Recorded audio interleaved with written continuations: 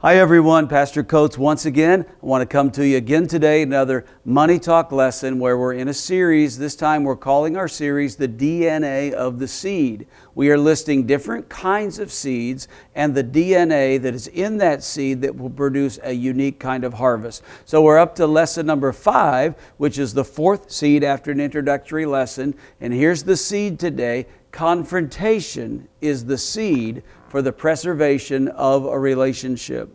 Now this is a good one, and I really think I could give it to you in a short period of time, so let me ask you a question. I'm going to be like Jesus and answer questions by asking you another question. So here's the question. Have you ever been in a relationship with a person, and for some reason or another, that relationship went south? It can be any relationship, a business relationship, a friendship, a partnership, even a marriage. You know there's conflict. You know there is friction. You don't like it. You wish it was there. It wasn't there, but you know it is. Now, of course, we've all had that happen many times. So what does human nature tell you to do? Human nature tells you to ignore it. Human nature tells you to give it some time. Human nature tells you just to walk away. Or sometimes human nature can tell you to blow up and blow out and never talk to that person ever again. Well, are those good options?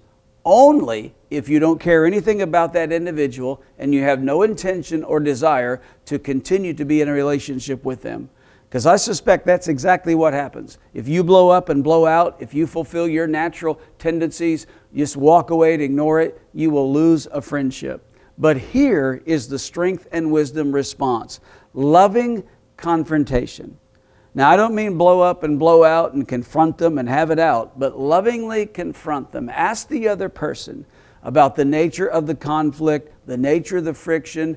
Did you do something that offended them? Are you convinced that they did something to offend you? I mean, you both know it's there. There's no reason to ignore the conflict. There's no reason trying to act like it's going to go away, but lovingly confront it.